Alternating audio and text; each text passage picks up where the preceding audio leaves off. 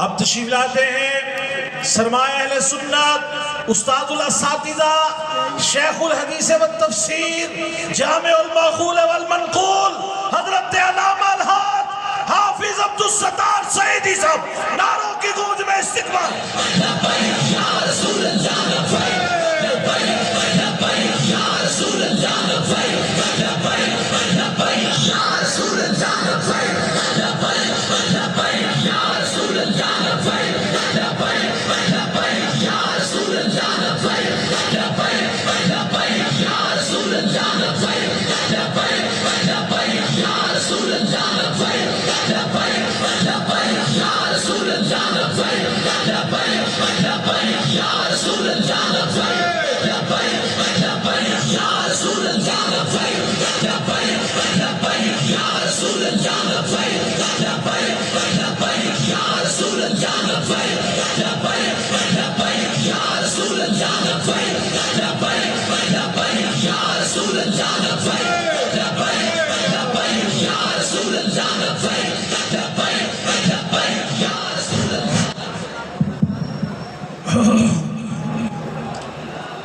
الصلاة والسلام علیکہ یا سیدی یا رسول اللہ وعلا آلک و اصحابک یا سیدی یا حبیب اللہ۔ معزز و محترم، ایک عاشق رسول کی سالانہ عرس میں شرکت کی سعادت حاصل کرنے والے عاشقان رسول و غلامان آل و اصحاب رسول، السلام علیکم ورحمت اللہ۔ یہ میں دیکھ رہا ہوں چند منٹوں بعد پھر امیر المجاہدین کا نعرہ لگتا ہے اور زندہ باد اور ان کے لکھائے ہوئے مشن کو آگے بڑھانے کے لیے جذبات تازہ ہوتے ہیں۔ نظر تو نہیں آ رہے آپ کو امیر المجاہدین، لیکن لگتا ہے وہ ہیں آپ کی جانوں کے قریب، روح کے قریب۔ اصل بات یہ ہے، حدیث قدسی ہے، نبی کریم صلی اللہ تعالیٰ علیہ وآلہ وسلم نے فرمایا کہ اللہ پاک فرماتا ہے جب میں کسی بندے سے محبت کرتا ہوں، اللہ فرماتا ہے، پھر میں جبرائیل کو کہتا ہوں اے جبرائیل فلاں بندے سے میں محبت کرتا ہوں، فَأَحِبَّهُ تو بھی میرے اس محبوب بندے سے محبت کر۔ فَيُحِبُّهُ جبرائیل، پھر جبرائیل بھی اللہ کے اس محبوب بندے سے محبت کرتا ہے۔ پھر رب حکم دیتا ہے اے جبرائیل اب سارے فرشتوں میں اعلان کر دے کہ فلاں بندے سے اللہ محبت کرتا ہے، میں بھی اس سے محبت کرتا ہوں، فَأَحِبُّوهُ اے فرشتوں تم بھی سارے اللہ کے اس محبوب بندے سے محبت کرو۔ وہ بندہ بیٹھا ہے زمین پر، چٹائی پر، ویل چیئر پر، مسجد رحمت العالمین میں دھوم مچی ہوئی ہے آسمانوں پر۔ اللہ پاک پہلے نام لیتا ہے، حدیث میں تو کنایا آیا نا فلاں بندے سے، لیکن اللہ نام لیتا ہے میں فلاں بندے سے محبت کرتا ہوں، اے جبرائیل تو بھی اس سے محبت کر۔ پھر فرشتوں کو حکم ہوتا ہے ثم یوضع لہ القبول فی الارض، پھر اس بندے کی محبت اور مقبولیت زمین والوں کے دلوں میں ڈال دی جاتی ہے۔ تو یہ وہی محبت ہے جناب جو بول رہی ہے، اور اس میں کمی نہیں آئے گی. کیوں؟ یہ رب نے ڈالی ہے.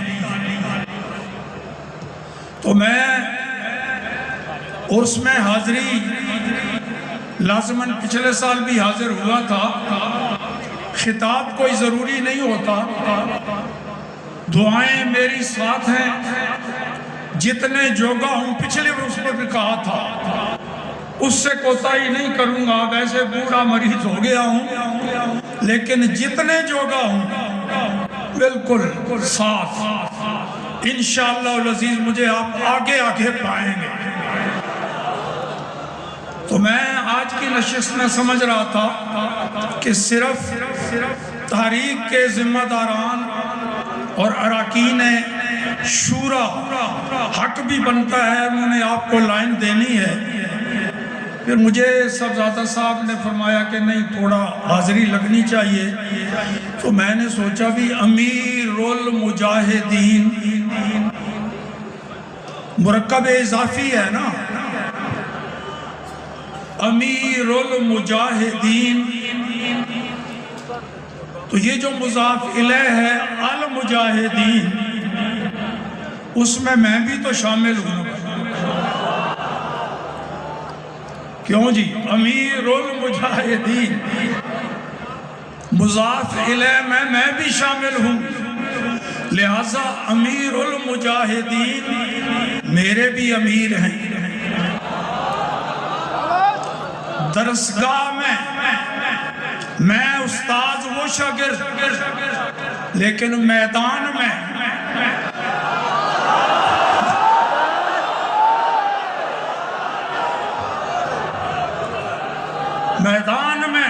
وہ امیر ہیں.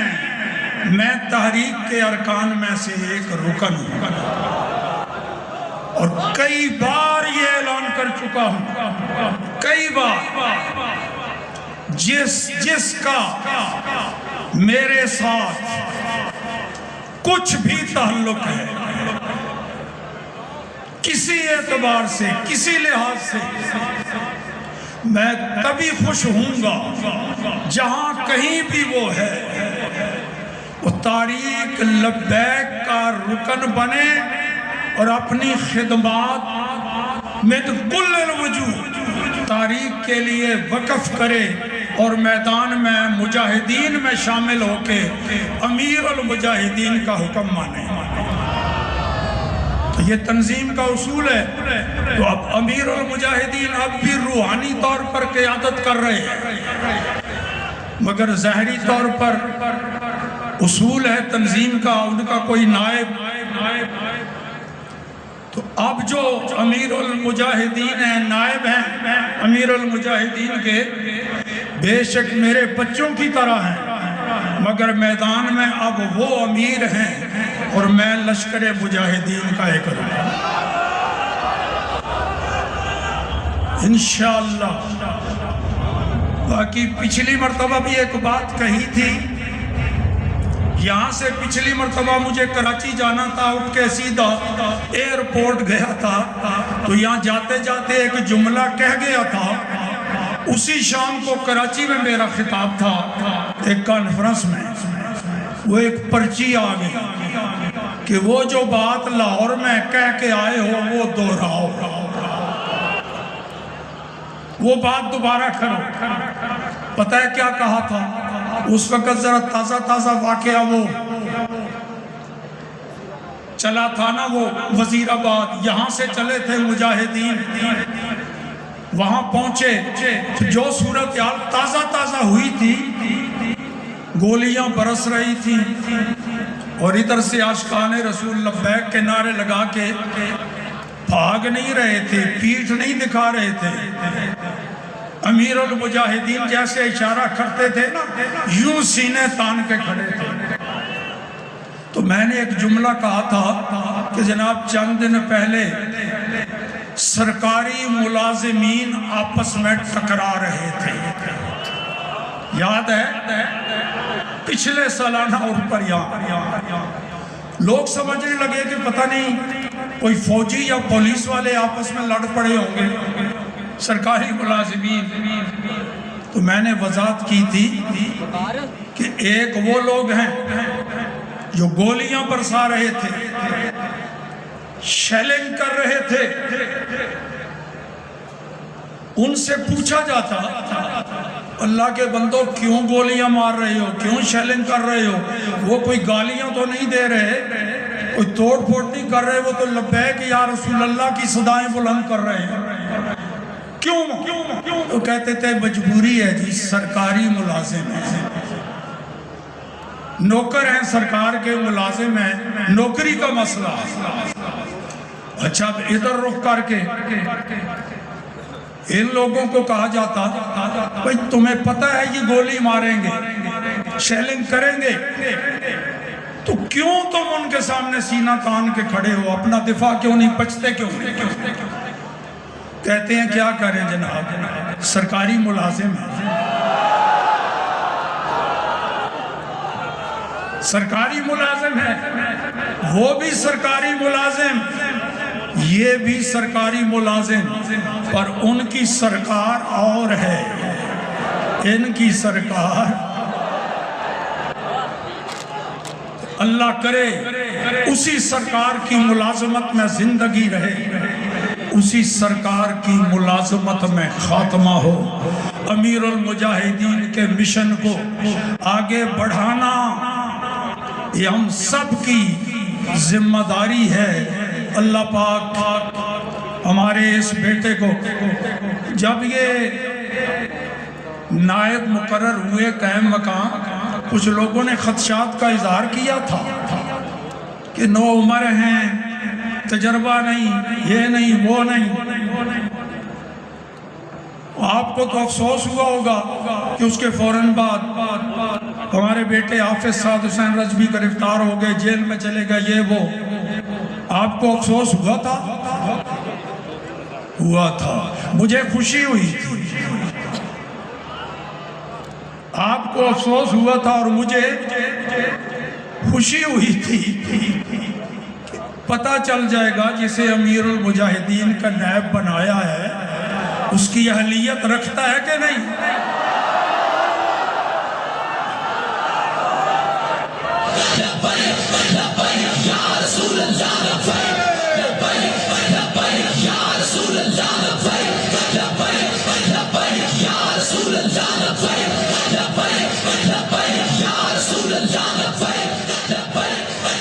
تو شکریہ ادا کرتے ہیں ان کا،